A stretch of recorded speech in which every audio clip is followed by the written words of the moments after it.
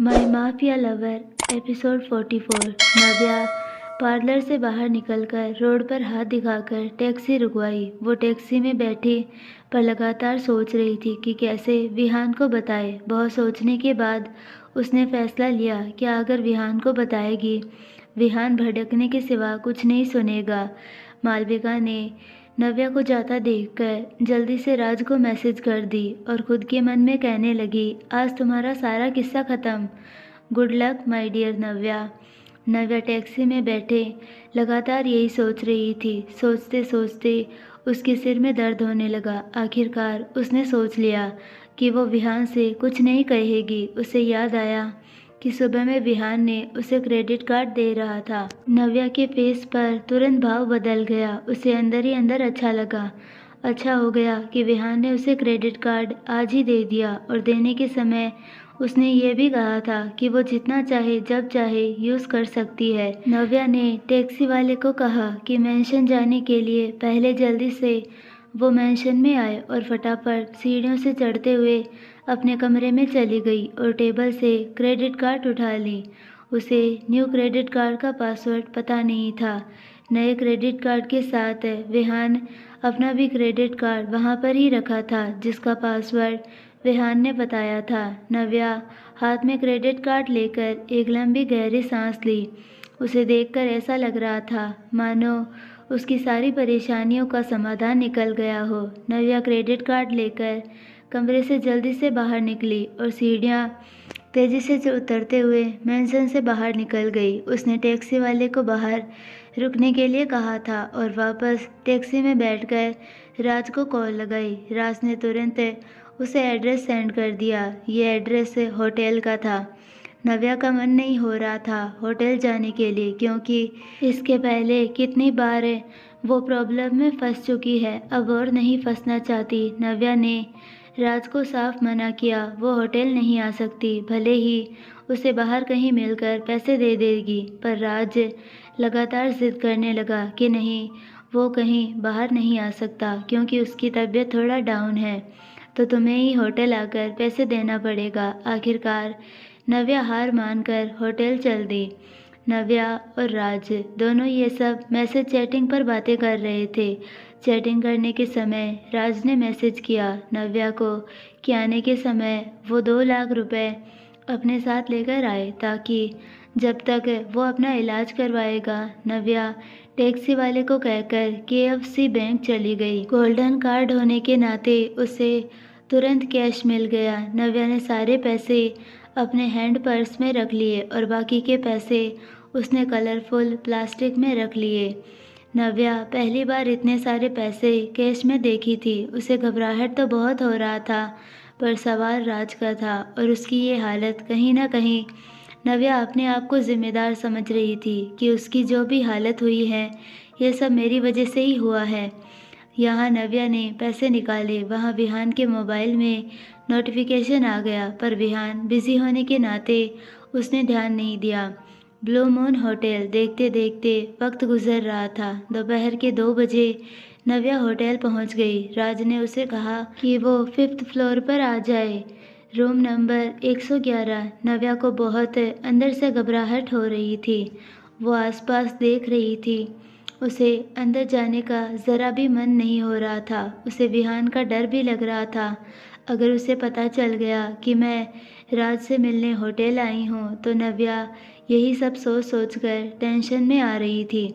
उसके माथे पर सिलवटें पड़ गए थे। अपने एक हाथ से कभी बालों को तो कभी मुंह पर फेरे जा रही थी। रूम नंबर 111 नव्या पहुंच गई और दरवाजे को नॉक की। अंदर से राज ने दरवाज़ा खोला। नव्या ने पहले उसे ध्यान से ऊपर से नीचे तक देखा। उसे देखकर तो नहीं लग रहा था कि वो बीमार है, पर जो भी हो, अब नव्या तो पैसे लेकर आई है। अगर वो बोल रहा है इसका मतलब सच ही कह रहा होगा। नव्या ये सब मन में सोचे जा रही थी। राज अंदर ही अंदर मुस्कुरा रहा था और नव्या को कहा, तुम बाहर क्यों खड़ी हो, तुम अंदर आ जाओ। नव्या ना चाहते हुए भी अपना सिर हाँ में हिलाई और अंदर चली गई। राज अपना मुंह लटकाए अपना प्रॉब्लम बता रहा था। राज बोल ही रहा था कि बीच में नव्या टोकते हुए बोली, राज, मुझे नहीं पता आखिर तुम ये सब क्यों कर रहे हो। तुम्हें देखकर तो ऐसा नहीं लग रहा कि तुम बीमार हो। खैर जो भी है, मैं पैसे लेकर आई हूँ। राज को समझ आ गया कि नव्या उस पर शक कर रही है, इसीलिए उसने बात घुमाते हुए कहा, रहने दो, मुझे पैसे नहीं चाहिए। तुम्हें ऐसा लगता है ना कि मैं झूठ कह रहा हूँ। कोई बात नहीं, मैं मैनेज कर लूँगा। राज की बात सुनकर नव्या ने अपनी आंखें बंद कर ली, क्योंकि उसका प्रॉब्लम सिर्फ वही समझ सकती है, उसके सिवा कोई नहीं समझ सकता। नव्या को सिर्फ एक ही बात का डर है कि उसका यहाँ पर आना सेफ नहीं है। अगर किसी को पता चला तो ये बहुत बड़ी प्रॉब्लम क्रिएट हो जाएगी, क्योंकि वो वेदिका को झूठ बोलकर आई है। उसे बार बार ये डर सताए जा रहा था, हो ना हो अगर विहान को पता चल गया तो। राज ने कहा, तुम खड़ी क्यों हो, बैठ जाओ। नव्या ने तुरंत कहा, राज, मेरे पास टाइम नहीं है, मैं झूठ बोलकर आई हूँ। तुम ये पैसे रखो, मुझे जल्दी से यहाँ से निकलना होगा, नहीं तो बहुत बड़ी प्रॉब्लम हो जाएगी। राज यही तो सुनना चाहता था कि नव्या के मुंह से सबको बेवकूफ़ बनाकर आई है, ताकि ये अपना काम अपने तरीके से कर सके। राज तुरंत रिक्वेस्ट करते हुए कहा कि मैं तुम्हें ऐसे ही नहीं जाने दूंगा। तुमने बहुत बड़ा रिस्क लेकर मेरे लिए इतनी बड़ी रकम लेकर आई हो, बिना कुछ खाए मैं तुम्हें जाने नहीं दूंगा। नव्या को अंदर ही अंदर डर सताए जा रहा था, और ऊपर से राज रिक्वेस्ट कर रहा है। ये देखकर नव्या को उसके ऊपर गुस्सा भी आ रहा था, पर वो कुछ कर भी नहीं सकती थी। नव्या डायरेक्ट मना करते हुए बोली, प्लीज़ मैं यहाँ नहीं रुक सकती, तुम समझ रहे हो ना मेरी बात। हाँ, मैं समझ रहा हूँ तुम्हारी बात। मैं यहाँ तुम्हें लंच या डिनर के लिए नहीं कह रहा, कम से कम एक कप कॉफ़ी तो पी सकती हो कि नहीं। देखो, तुम मना नहीं कर सकती। राज इतना बोलकर तुरंत लैंडलाइन से रिसेप्शन पर कॉल लगाया। रूम नंबर 111 में 2 कप कॉफ़ी चाहिए। दूसरी तरफ खुराना इंडस्ट्री, विहान अपना काम निपटाकर कुछ इम्पोर्टेंट फाइल देख रहा था कि तभी उसके मोबाइल पर कॉल आया। कॉल अटेंड करने के बाद अपना मोबाइल ओपन कर देखने लगा। विहान ने तुरंत नोटिफिकेशन चेक किया, जो टेक्स्ट मैसेज KFC बैंक से आए हुए थे। विहान एक पल के लिए सोचने लगा, इतना बड़ा अमाउंट उसे 1 सेकंड नहीं लगा बात समझने के लिए, क्योंकि आज ही सुबह सुबह उसने अपना कार्ड घर पर ही छोड़ कर आया है। हो सकता है नव्या ने ही यूज़ किया हो, उसके सिवाय तो उसके कार्ड को आज तक किसी ने हाथ तक नहीं लगाया। घर में सबके अपने अपने डेबिट क्रेडिट कार्ड हैं, इस बात से कोई जिक्र नहीं कि नव्या ने उसका कार्ड यूज़ किया। पर बात विहान के दिमाग में घूमने लगी कि नव्या सुबह लेने से मना कर रही थी, पर आज का एक दिन नहीं गया उसने इतनी बड़ी अमाउंट निकाली, पर क्यों? उसका दिमाग सोचने पर मजबूर कर रहा था। विहान ने शेरा को केबिन के अंदर बुलाया और वो मैसेज दिखाया। शेरा को अच्छे से समझाया कि पता लगाओ नव्या इस वक्त कहाँ है और उसे इतने पैसे कहाँ लग रहे हैं। विहान सोच रहा था, हो सकता है उसकी फ्रेंड नैना को पैसे की ज़रूरत है, नव्या ने उसे निकाल कर दिए हो, पर उसका दिल मानने को रेडी नहीं हो रहा है, और जब उसके दिल दिमाग रेडी नहीं होता तब वो सही होता है। विहान के कहने पर शेरा ऑफिस से तुरंत बाहर निकल गया, और विहान के कहने पर सब पता लगाने के लिए वो तुरंत निकल पड़ा। पार्लर में वेदिका फेशियल के लिए लेटी हुई थी। मालविका उसके पास आकर बोली, भाभी, तुम्हें नहीं लगता कि नव्या को काफ़ी टाइम हो गया है यहाँ से गए हुए? आखिर इतना भी क्या काम अर्जेंट आ गया कि वो यहाँ से भागी भागी गई? वेदिका लेटी हुई थी, बोली, तुम फिक्र मत करो, भाभी आ जाएगी। उनके पापा आए हुए हैं, उनसे मिलने के लिए वो बाहर गई है, आती ही होगी। वेदिका के मुंह से इतना सुनकर मालविका अंदर ही अंदर मुस्कुराने लगी और खुद के मन में बोली, बस कुछ घंटे और फिर तुम्हारा किस्सा ख़त्म नव्या अग्रवाल। जितना झूठ बोलना है तुम बोलो, इस बार तुम इतनी आसानी से नहीं बच सकती। तुम सबको बेवकूफ़ बना सकती हो, पर मालविका मेहरा को नहीं। दूसरी तरफ शेरा उस बैंक पर पहुंच गया जहां से पैसे ट्रांजैक्शन किए हुए थे। शेरा ने अपनी सोर्सेस की हेल्प से फुटेज चेक किया जिसमें नव्या साफ दिखाई दे रही थी। वहां से निकलने के बाद नव्या कहाँ गई? शेरा ने कुछ अपने आदमियों को काम पर लगा दिया। रोड के सीसीटीवी कैमरे पर चेक किया। वहां से नव्या डायरेक्ट होटल निकल गई। होटल का फुटेज शेरा को लेने के लिए वक्त नहीं लगा। लगता भी क्यों, क्योंकि उसके पास सोर्सेस बहुत ऊपर तक थे। रूम नंबर 111 में ठहरा है। इसका पता भी चल गया कि अंदर राज है। शेरा को घबराहट हो रही थी कि विहान को कैसे इतनी डिटेल्स बताए, पर उसे तो बताना ही पड़ेगा। वो अपने बॉस को अच्छी तरह से जानता है। शेरा अपने मन में कहने लगा, ये मैडम को ये सब करने की क्या ज़रूरत थी? अब देखना कौन सा तूफान आने वाला है। शेरा सभी डिटेल्स लेकर खुराना इंडस्ट्री पहुंच गया। होटल में करीब 5 बजे नव्या ने कॉफ़ी पीने के बाद सभी पैसे निकालकर सोफे पर रख दिए और राज की तरफ देखकर बोली, तुम अपना इलाज अच्छे से करवाओ और अगर तुम्हें और पैसे की ज़रूरत पड़े तो तुम मुझे बता देना।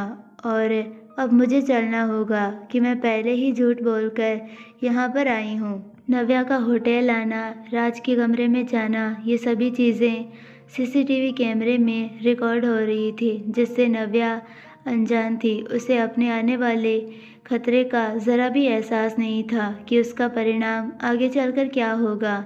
नव्या राज को पैसे देकर होटल से बाहर निकल गई। बाहर निकलने के टाइम पर गार्ड ने नव्या का पर्स चेक करने के लिए कहा, जिस पर नव्या कुछ रिएक्ट नहीं की और अपना पर्स खोलकर दिखाने लगी। तभी उसके पर्स में से एक छोटा सा वाइट कलर का पाउच निकला। गार्ड ने तुरंत नव्या को मैनेजर के पास लेकर गया और पाउच दिखाते हुए सब बताने लगा। उन दोनों को आपस में इतना स्लो बात करते देखकर नव्या बोली, आप मुझे ऐसे रुका के रखे हैं, क्या कोई बात है? मैनेजर ने कहा, तो आप ये सब करने के लिए होटल में आती है? नव्या अपना हाथ सिर पर रब करते हुए बोली, ये आप क्या कह रहे हैं? मुझे कुछ समझ में नहीं आ रहा और मुझे जल्दी जाना है। प्लीज़ मेरा पर्स दीजिए। वहाँ पर भीड़ इकट्ठा होने लगी और मैनेजर ने कहा, जल्दी तो सबको है, होगा भी क्यों नहीं। आपने इतना अच्छा काम जो किया है, होटल बड़ा होने के नाते होटल वालों ने तुरंत पुलिस को इन्फॉर्म कर दिया। तुरंत 5 या 10 मिनट के अंदर पुलिस भी वहां मौजूद हो गई। नव्या अंदर से पूरी तरह घबराने लगी। आखिर ये सब क्या हो रहा है? कहीं इन सब के चक्कर में उसकी बदनामी ना हो जाए। नव्या की शक्ल की हवाइयाँ उड़ गई। उसे समझ में नहीं आया कि ये सब क्या हो रहा है। उसका चेकिंग पुलिस आखिर उसके बैग में से क्या निकला? नव्या तो हक्की बक्की होकर सबको देखने लगी। नव्या अब समझ गई कि आज उसकी पूरी तरह से बदनामी होने से कोई नहीं रोक सकता। ऊपर से वो झूठ बोलकर आई है। ये सब उसके मन में ख्याल चल रहे थे। उसके हाथ भी कांपने लगे। पुलिस लेडीज़ कांस्टेबल नव्या का हाथ पकड़ के होटल से बाहर लेकर गई और गाड़ी में बैठकर पुलिस स्टेशन के लिए निकल गए। नव्या लाख चिल्ला रही थी, पूछे जा रही थी, पर लेडीज़ पुलिस ने नव्या को ज़ोर से चिल्लाकर शांत कराया। शेरा ऑफिस आने के बाद तुरंत विहान के केबिन में गया और सारी बातें विस्तार से उसने विहान को बता दिया। विहान शेरा की सारी बातें ध्यान से सुना और वो सीसीटीवी फुटेज भी गौर से देखा। नव्या ने विहान का क्रेडिट कार्ड यूज़ किया, पैसे निकाले। विहान को इस बात का ज़रा भी अफसोस नहीं। उसे तो सिर्फ और सिर्फ इस बात का दुख हो रहा था कि नव्या पराई मर्द के लिए इतना झूठ, इतने बड़ी कदम उठा रही है। विहान ने फिंगर दिखाकर शेरा को बाहर जाने का इशारा किया। उसका इशारा पाते ही शेरा केबिन से बाहर निकल गया। विहान की आंखों में इस वक्त गुस्से से लाल हो चुकी थी। विहान इस वीडियो को देखते हुए खुद से कहा, तुम एक नंबर की झूठी लड़की हो, आज कुछ नया ही झूठ बोलोगी। विहान को ज़रा भी अच्छा नहीं लग रहा था कि नव्या किसी और के लिए इतना झूठ बोल रही है। कभी उसने उसके लिए इतनी फिक्र नहीं दिखाई जितना कि दूसरों के लिए दिखाती है। विहान के दिमाग में हजार सवाल उठ रहे थे। विहान इस वक्त दिल और दिमाग दोनों में उलझा हुआ था। विहान केबिन में इधर से उधर घूमते हुए बड़बड़ाने लगा, लगता है तुम्हें मेरी बातों का कोई असर नहीं हो रहा। तुम्हें अब दूसरे तरीके से ही समझाना पड़ेगा। सिंपल लैंग्वेज में तुम्हें बातें समझ में नहीं आ रही है ना। पुलिस स्टेशन पुलिस ने नव्या को कस्टडी में ले लिया था क्योंकि ये कोई आम केस नहीं था। पुलिस वाले ने सीनियर इंस्पेक्टर को बुलाया नव्या से पूछताछ करने के लिए, क्योंकि ये ड्रग्स का मामला था। नव्या लगातार चिल्ला रही थी, रोए जा रही थी, जिससे पुलिस वाले भी डिस्टर्ब हो रहे थे। उतने में एक लेडीज़ कांस्टेबल आकर नव्या को डंडा दिखाते हुए बोली, अगर तेरे मुंह से एक भी शब्द सुनने को मिला ना तो इस डंडे से तुझे मार मार के मुंह बंद कर दूंगी, समझी। नव्या रोते हुए हाथ जोड़ते हुए बोली, मैडम मेरी गलती क्या है? आखिर मैंने ऐसा क्या किया हूँ जो आप मुझसे इस तरह जेल में डाल रही हो? मुझे प्लीज़ जाने दीजिए। थोड़ी देर बाद सीनियर इंस्पेक्टर दो आए और उनके साथ एक लेडीज़ कांस्टेबल भी थी। उन लोगों को देखकर नव्या बहुत ज़्यादा डरने घबराने लगी, क्योंकि ये सब उसके साथ पहली बार हो रहा था। लेडीज़ कांस्टेबल नव्या को जहाँ तहाँ हाथ लगाकर चेक किए जा रही थी, जिससे नव्या को शर्म आ रही थी। वो अपने आप को कोसने लगी। सीनियर इंस्पेक्टर ने नव्या से कई दफ़ा पूछताछ किया, पर नव्या सिर्फ एक ही जवाब पर टिकी थी कि उसे कुछ नहीं पता, उसे इसके बारे में नहीं पता। नव्या को तो ये सब सुनकर झटका लगा कि उसके बैग में ड्रग्स मिले हैं।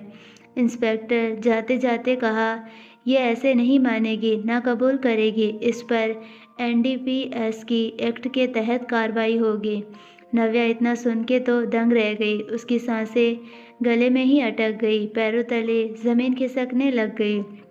आखिर वो किस मामले में फंस गई? उसकी ज़िंदगी कहाँ से कहाँ मोड़ पर लाकर खड़ी कर दी है। नव्या तो सुध-बुध में नहीं थी, जिंदा लाश की तरह खड़ी थी। लेडीज़ कांस्टेबल ने नव्या की तरफ डंडा दिखाते हुए बोली, अब समझा मुझे तू किस चीज़ का काम कर रही है तू, और आई बड़ी नाटक करने। हर कोई ऐसे ही करता है पकड़े जाने पर। यह कानून नशीले पदार्थों की तस्करी से संबंधित है। इस कानून के तहत दोषी पाए जाने वाले व्यक्तियों को 1 से 20 साल के बीच कठोर सज़ा देती है। नव्या रोने के सिवा कुछ नहीं कर रही थी। जेल के अंदर खुद को सोचने लगी, उसके बैग में आखिर ये ड्रग्स आए तो आए कहाँ से। उसका शक राज पर जाने लगा, क्योंकि उसके सिवा तो वो किसी से मिली नहीं है और ना ही कहीं गई। तो कैसे उसके बैग में ये ड्रग्स आया? नव्या नीचे ज़मीन पर बैठे घुटनों के बीच में अपना मुंह छुपाकर रो रही थी। वो बहुत डरी सहमी हुई थी। ऐसे ही लगातार 5 मिनट रोती रही कि तभी एक लेडीज़ पुलिस कांस्टेबल नव्या के पास आकर तेज़ आवाज़ में बोली, ए सुन, तेरी फैमिली का नंबर बता, उन्हें कॉल करके बुलाना है यहाँ पर। नव्या अपना सिर ऊपर उठाकर उस लेडीज़ पुलिस को देखने लगी। रोने की वजह से उसकी आंखें पूरी तरह लाल हो चुकी थी। नव्या अपने हाथों से आंसू पोंछते हुए उसे देख रही थी। उसका इस तरह से देखना लेडीज़ पुलिस ने फटकार लगाते हुए बोली, बहरी है क्या, सुनाई नहीं देता? नव्या सोचने लगी आखिर किसको कॉल करके वो बुलाए। इतने में लेडीज़ पुलिस ने वापस बोली, तू तो शादीशुदा है ना, चल तेरे पति का नंबर बता जल्दी। पति वर्ड सुनकर नव्या घबरा गई। उसकी आंखों के सामने विहान की शक्ल याद आने लगी। नव्या अपने मन में सोचने लगी, विहान का नंबर नहीं दे सकती, पर इस वक्त किसका नंबर दे। कुछ सोचकर उसने अपने पापा का नंबर दे दिया। नंबर देते वक्त उसने ये भी बताया कि ये उसके पापा का नंबर है। नव्या को लगा उसके पापा आकर उसे जल्दी से रिहा करवा लेंगे और किसी को पता भी नहीं चलेगा, पर शायद वो गलत थी। लेडीज़ पुलिस ने सबसे पहले मनोहर जी को कॉल की और जो कुछ हुआ था उसके बारे में बताया और पुलिस स्टेशन आने के लिए कहा। मनोहर जी को तो ज़रा भी यकीन नहीं हो रहा कि उनकी बेटी इस वक्त पुलिस स्टेशन में है, और वो भी ड्रग्स के मामले में। उसे अरेस्ट किया गया है। मनोहर जी, सीमा जी और कनिका पुलिस स्टेशन जाने के लिए निकल पड़े। मनोहर जी और सीमा जी कुछ ही देर में पुलिस स्टेशन पहुंच गए। मनोहर जी अपनी बेटी को पुलिस स्टेशन के अंदर देखकर घबरा गए। उन्हें तो कुछ भी समझ में नहीं आ रहा क्या करे। वो पुलिस के आगे हाथ जोड़कर बोले, साहब मेरी बेटी ऐसा कभी नहीं कर सकती। आपको ज़रूर गलतफहमी हुआ है, ज़रूर इसे किसी ने फंसाया है। मनोहर जी पुलिस स्टेशन के अंदर सभी पुलिस वालों के सामने हाथ जोड़ते रहे कि उनकी बेटी ऐसा कभी नहीं कर सकती, पर उनका कोई वहाँ एक दो नहीं सुनने वाला था। नव्या को भी बहुत गिल्टी फील हो रहा था कि उसकी वजह से उसके पापा को सभी के सामने हाथ जोड़ने पड़ रहे हैं। वो अपने आप को दोषी समझने लगी। दूसरी तरफ पार्लर में देखते देखते दोपहर से शाम हो गई, अंधेरा छाने लगा, पर नव्या अभी तक नहीं आई, जिससे वेदिका ने नव्या को कई बार कॉल ट्राई की, पर उसका मोबाइल तो पुलिस के पास था। अब वेदिका परेशान होने लगी। उसे अंदर ही अंदर डर भी लगने लगा कि कितना वक्त हो गया है और नव्या आई नहीं, कहीं वो किसी प्रॉब्लम में तो नहीं है। वेदिका ने मालविका से कहा, मालविका भाभी मेरा कॉल रिसीव नहीं कर रही है और उसके पापा का नंबर भी हमारे पास नहीं है। मुझे भाई को इन्फॉर्म कर देना चाहिए। ऐसा करते हैं, पहले उनके घर जाके देखें, शायद भाभी अपने पापा के साथ घर चली गई होगी। मालविका अंदर ही अंदर मुस्कुराने लगी और वेदिका की बातों में सहमति दिखाते हुए बोली, आप जैसा बोलो भाभी, चलो चलकर देखते हैं, शायद उनके घर चली गई होगी। इतना बोलकर मालविका अपने मन में कहने लगी, मेरी प्यारी भाभी, आज आपको भी उसकी सच्चाई सामने आ जाएगी तो आप भी उसके साथ इतनी ही नफरत करोगी जितना मैं करती हूँ। यही तो मैं चाहती हूँ। विहान को आप जल्दी से इन्फॉर्म करो। वेदिका और मालविका दोनों कार में आकर बैठ गई और ड्राइवर को बताया कि कांदीवाली चले। कुछ ही समय में वो दोनों वहाँ पर पहुँच गई और जब घर का डोरबेल बजाने लगी, मालविका ने वेदिका से कहा, मुझे लगता है यहाँ पर कोई नहीं है, क्यों ना हमें आसपास से पूछ लेना चाहिए। वेदिका ने मालविका की बातों पर एग्री करते हुए बोली, हाँ तुम सही कह रही हो। वेदिका ने आसपास नज़र घुमाते हुए देखी और पास वाले घर जाते हुए बोली, आंटी के घर में कोई नहीं है क्या? ये कोई और नहीं, सुजाता जी थी और नव्या के बर्थडे में उन्होंने वेदिका को देख चुकी थी, जिस पर सुजाता जी थोड़ी नर्वस होकर बोली, केशव जी की फैमिली इस वक्त पुलिस स्टेशन गई है। सुजाता जी बताना तो नहीं चाहती थी, पर वो भी क्या करती, क्योंकि वेदिका घर पर आ गई थी और प्रॉब्लम पुलिस का थी, वो छुपा भी नहीं सकती। इस वजह से उन्होंने सब बता दिया। वेदिका तो ये सुनकर दंग हो गई। वहीं मालविका मन में कहने लगी, वाह आंटी, जो काम मैं नहीं कर पा रही थी, मुझे तो सब पता था, वो आपने कर दिया। Good aunty. मालविका अपने फेस पर घबराहट लाते हुए वेदिका की तरफ देखकर बोली, भाभी हमें जल्दी से पुलिस स्टेशन जाना चाहिए। आखिर नव्या का भी तो कॉल नहीं लग रहा, इसका मतलब हो ना हो कुछ तो प्रॉब्लम हुई है। वेदिका ने मालविका की बातों को सहमति देते हुए बोली, हाँ तुम सही कह रही हो, जल्दी चलो। फिर दोनों कार में आकर वापस बैठ गई और ड्राइवर को बोली पुलिस स्टेशन जाने के लिए। इधर पुलिस स्टेशन में मनोहर जी नव्या से बार बार पूछ रहे थे, बेटा तुमसे इतनी बड़ी गलती कैसे हो गई? नव्या ने सारी बातें अपने पापा को बता दी कि वो किस तरह से राज को मदद करना चाह रही थी। नव्या की सारी बातें सुनकर मनोहर जी को राज के ऊपर शक होने लगा कि इस मामले में उसने ही नव्या को फंसाया है, क्योंकि नव्या होटल में किसी और से तो नहीं मिली। मनोहर जी पुलिस स्टेशन से बाहर निकलकर अपने कुछ पहचान वालों को कॉल लगाने लगे ताकि उनकी बेटी को पुलिस वाले छोड़ दे, पर मामला ड्रग्स का था। वो इतना जल्दी कैसे बाहर निकल सकती है? मनोहर जी इतने बड़े आदमी भी नहीं थे कि उनका कोई मदद कर सके। मनोहर जी फ़ोन पर बात कर रहे थे। क्यों? इतने में सीमा जी अंदर जाकर नव्या को भला बुरा सुनाने लगी। वो गरजते हुए बरस पड़ी, तुम्हें ज़रा भी लाज शर्म नहीं बची है कि इतने बड़े घर की बहू होने पर भी तुम्हें ज़रा भी शर्म लिहाज नहीं है कि नहीं अपनी माँ की तरह तुम्हें भी बनना है। सीमा जी नव्या को बुरा भला बोल रही थी कि तभी वेदिका और मालविका पहुंच गई। उन्होंने नव्या को पुलिस कस्टडी में देखकर हक्की बक्की होकर देखने लगे। नव्या की ये हालत देखकर वेदिका तो शॉक्ड हो गई, पर वहीं मालविका को तो इसी दिन का इंतजार था। नव्या को ऐसे देखकर मालविका को बहुत सुकून मिलने लगा। उसे तो बस विहान के आने की देरी थी, उसे आज की ये सारी खबर पता चल जाए। मनोहर जी ने थक हार कर सोचने लगे कि वो किससे मदद मांगे, अपनी बेटी को इस कैद से वो कैसे निकाले। बहुत सोचने के बाद उन्होंने किसी का उम्मीद भी नहीं मिल रहा। वो वक्त बीतता जा रहा था और मनोहर जी की परेशानियां बढ़ती ही जा रही थी। अब कहीं जाकर उन्हें विहान की याद आई कि सभी मुसीबतों का हल विहान ही निकाल सकता है। मनोहर जी ने तुरंत भागते हुए नव्या के पास गए और स्थिति का हल निकालने के लिए विहान का सहारा लेना पड़ेगा, तो ही नव्या यहाँ से निकल सकती है, वरना ड्रग्स के मामले में निकलना मुमकिन ही नहीं, नामुमकिन है।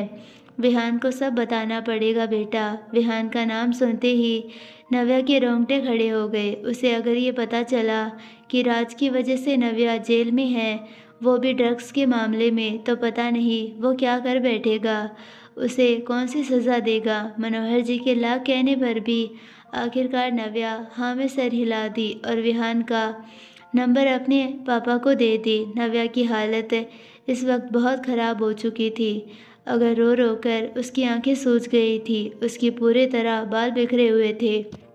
पुलिस स्टेशन में जितने लोग मौजूद थे, सभी को नव्या की हालत देखी नहीं जा रही थी, सिवाय मालविका को छोड़कर। वेदिका भी नव्या के लिए बहुत परेशान हुए जा रही थी, पर उसे मामला अभी भी समझ में नहीं आया कि आखिर नव्या जेल तक पहुंची कैसे। मनोहर जी विहान को कॉल तो नहीं करना चाह रहे थे, पर अपनी बेटी को वो इस हालत में नहीं देख सकते थे, जिस वजह से उन्होंने निर्णय कर लिया कि वो विहान से बात करेंगे। मनोहर जी नव्या से विहान का नंबर लेकर अपने मोबाइल से उसका नंबर डायल कर दिया। उन्हें ये करना अच्छा तो नहीं लग रहा था, पर विहान के सिवाय उनके पास अब और कोई चारा नहीं बचा। एक वही है जो इस मामले से निपट सकता है। 2-3 रिंग जाते ही विहान ने कॉल रिसीव किया। हेलो, मनोहर जी ने निसंकोच करते हुए बोले, नव्या का पापा बोल रहा हूँ, मुझे तुम्हारी मदद की ज़रूरत है। कॉल की दूसरी ओर से विहान को कुछ ना बोलता देखकर मनोहर जी वापस बोले, क्या पूछोगे नहीं, कैसी मदद चाहिए। मनोहर जी की आवाज़ सुनकर एक पल के लिए विहान भी यकीन नहीं कर पाया, क्या ये वही मनोहर जी है जो उससे इतनी नफरत करते हैं। विहान बात बढ़ाते हुए पूछा, जी कहिए। मनोहर जी लंबी सांस छोड़ते हुए बोले, मैं इस वक्त पुलिस स्टेशन में हूँ। पुलिस वालों ने नव्या को अरेस्ट किया है। वो कह रहे हैं कि नव्या के बैग में से ड्रग्स मिला है।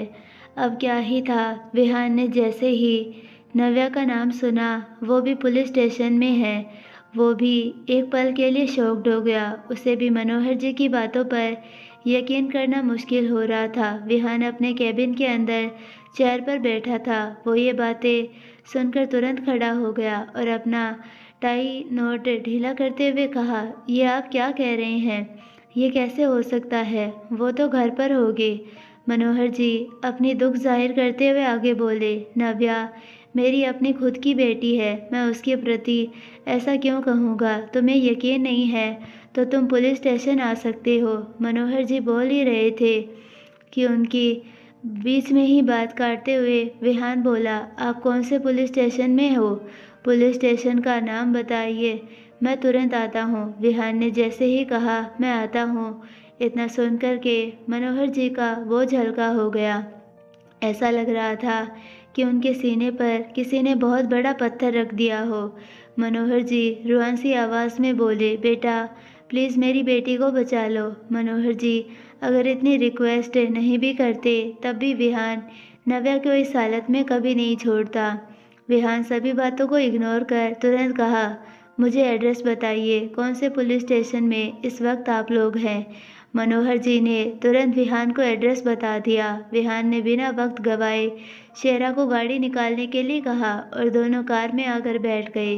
कार में बैठते ही विहान ने शेरा को कहा, लॉयर से बात करें और कहो कि तुरंत पुलिस स्टेशन में मौजूद हो। ये सुनकर शेरा ने तुरंत लॉयर को कॉल लगाया और सारी बातें बता दिया और ये भी कहा कि जब तक हम लोग पहुँचे उसके पहले लॉयर वहाँ पर मौजूद होना चाहिए।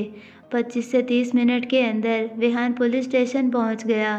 वो जैसे कार में से बाहर निकला कि सामने 2 लॉयर खड़े थे, जिसे देखकर दोनों लॉयर ने विहान को ग्रीट किया। मनोहर जी भी बाहर ही खड़े विहान के आने का इंतज़ार कर रहे थे और जैसे ही उन्होंने विहान को अंदर आता देखा, एकदम विहान के सामने जाकर खड़े हो गए। मनोहर जी ने अपने दोनों हाथ जोड़कर बोले, प्लीज़ मेरी बेटी को बचा लो। ये बूढ़ा बेजान लाचार बाप तुम्हारे सामने अपनी बेटी के लिए भीख मांग रहा है।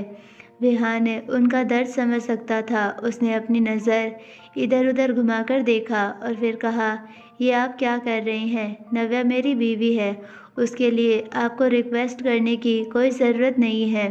विहान इतना बोलकर तेज़ रफ्तार से पुलिस स्टेशन के अंदर चला गया। उसके पीछे शेरा और लॉयर सभी लोग अंदर चले गए।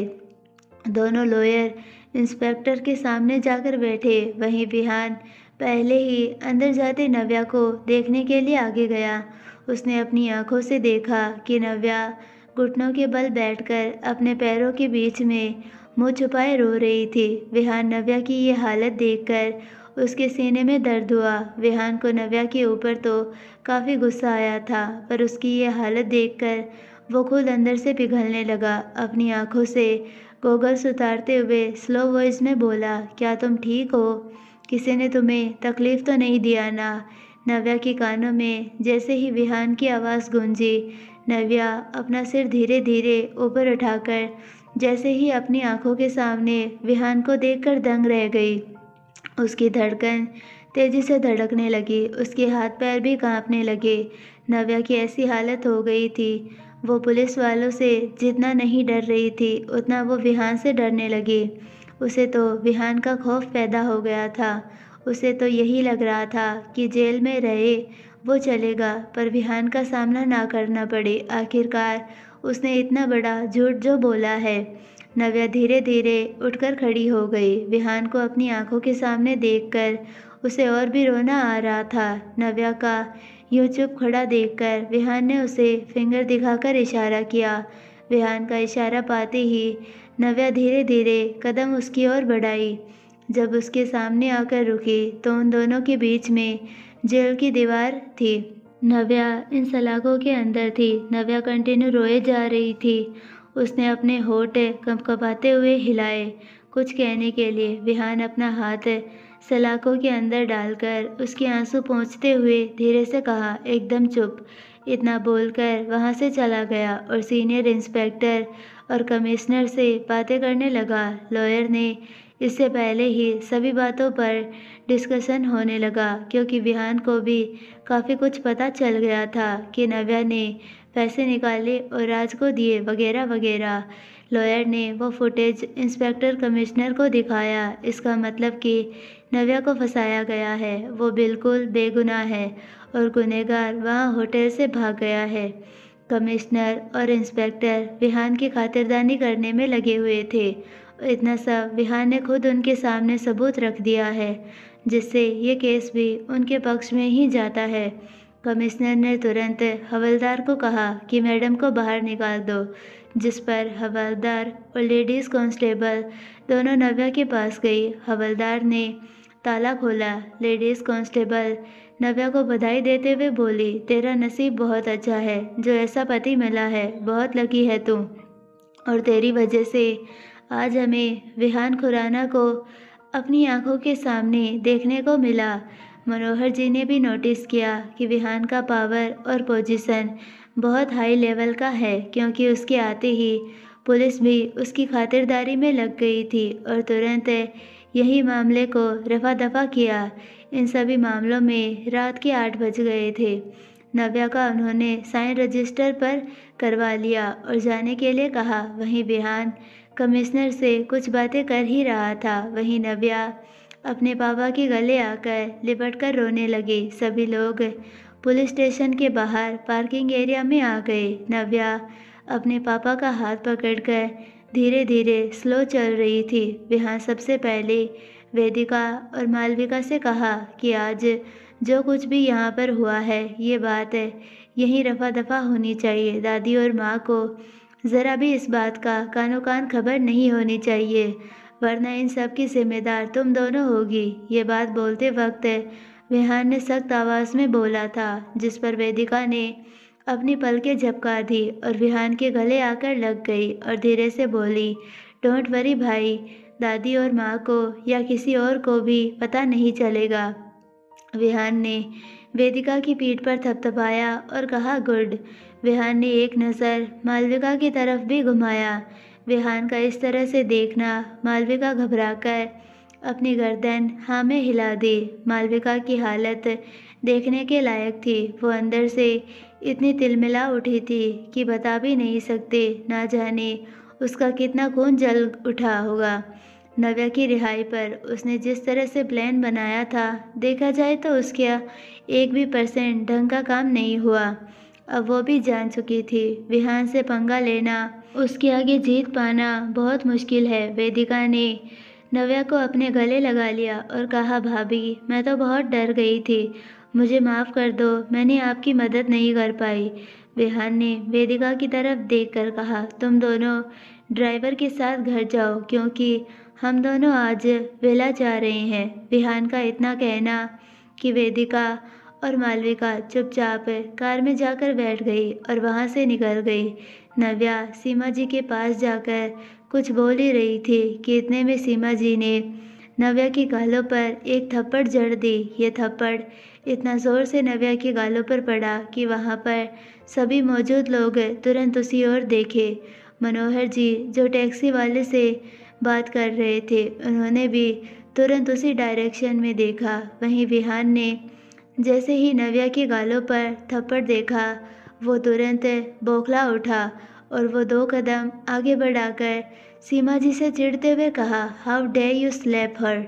नव्या को ये थप्पड़ इतना ज़ोर से पड़ा था कि वो थोड़ी नीचे झुक गई और अपने गालों पर हाथ रखकर ज़ोर ज़ोर से रोने लगी। इतने में मनोहर जी सीमा जी को भला बुरा सुनाने लगे। अब कनिका भी कहाँ चुप बैठने वाली थी, उसने भी अपनी माँ की क्लास लेने लगे। सभी लोग सीमा जी को कोसने लगे। उतने में नव्या ने अपने गालों पर से हाथ हटाकर रोते हुए बोली, पापा प्लीज़ माँ को इस तरह सबके सामने बेइज्जत मत कीजिए। कनिका विहान के सामने आकर इमोशनल होते हुए बोली, थैंक यू जीजू, आप बहुत अच्छे हो। मनोहर जी विहान के सामने आकर हाथ जोड़ते हुए बोले, बेटा तुम नव्या को अपने साथ यहाँ से लेकर जाओ। मनोहर जी को ऐसा लग रहा था कि नव्या की देखभाल विहान के सिवा कोई और अच्छी नहीं कर सकता। आज उन्हें विहान पर फख्र हो रहा था कि उनकी बेटी सही इंसान के हाथों में है। मनोहर जी को सीमा जी पर बहुत गुस्सा आने लगा। उनका भी मन हो रहा था कि वो भी उल्टा हाथ उनके गालों पर जड़ दे ताकि दोबारा ऐसी गलती ना करे। एक तो पहले से ही नव्या इतनी मुश्किल हालातों से गुजर रही है, ऊपर से बिना सोचे समझे सीमा जी ने थप्पड़ दे मारा। वहीं विहान नव्या का हाथ पकड़कर कार में जाकर दोनों बैठ गए। ड्राइवर ने कार चलाना स्टार्ट कर दिया। उसके पास वाली सीट पर शेरा बैठा था। इस वक्त कार में पूरी तरह सन्नाटा छाया हुआ था। देखा जाए तो कहने को 1000 सवाल थे। वहीं विहान खामोश बैठा विंडो से बाहर देख रहा था। उसका इस तरह से खामोश रहना नव्या बहुत ज़्यादा डर रही थी। नव्या दोपहर से इतनी ज़्यादा रो चुकी थी कि अब उसकी आंखों से आंसू निकलना बंद हो गया था, पर उसकी सिसकियाँ बंद होने का नाम ही नहीं ले रही थी। जो उसकी आवाज़ विहान के कानों में सुनाई दे रहा था। कुछ ही वक्त में उनकी कार वेला आकर रुकी। विहान कार का दरवाज़ा खोलकर बाहर निकला और दूसरी साइड से आकर कार का दरवाज़ा खोल नव्या का हाथ पकड़कर बाहर निकाला। नव्या को अपने साथ वेला के अंदर लेकर गया। वो सीढ़ियों से चढ़ते हुए अपने साथ नव्या को अपने कमरे में लेकर आया। नव्या को अपने सामने खड़ा कर उसके गालों पर अपना हाथ फेरते हुए बिना कोई सवाल जवाब किए स्लो वॉइस में कहा, जाओ जाकर पहले फ्रेश हो जाओ, फिर साथ में डिनर करते हैं। विहान ने ये इतना प्यार से कहा कि नव्या की आंखों से आंसू आ गए। उसकी आंखें जो रोने से सूज गई थी और पूरी तरह लाल हो चुकी थी। नव्या का दिल कर रहा था कि जो विहान के गले लिपट कर रोए। वो अपने ख्यालों में सोच ही रही थी कि विहान ने सच में उसे अपने गले लगा लिया। आई होप आपको ये पार्ट पसंद आया होगा, और अगर आगे क्या हुआ आपको जानना है तो नेक्स्ट पार्ट का वेट कीजिए। अगर स्टोरी पसंद आई है तो प्लीज़ वीडियो को लाइक, शेयर और चैनल को सब्सक्राइब ज़रूर कीजिए और बेल आइकन नोटिफिकेशन को ऑल पर सेलेक्ट कर दीजिए ताकि हमारे आने वाले सारे एपिसोड्स की नोटिफिकेशंस आपको मिलते रहे। मिलते हैं नेक्स्ट पार्ट में, तब तक के लिए बाय, धन्यवाद।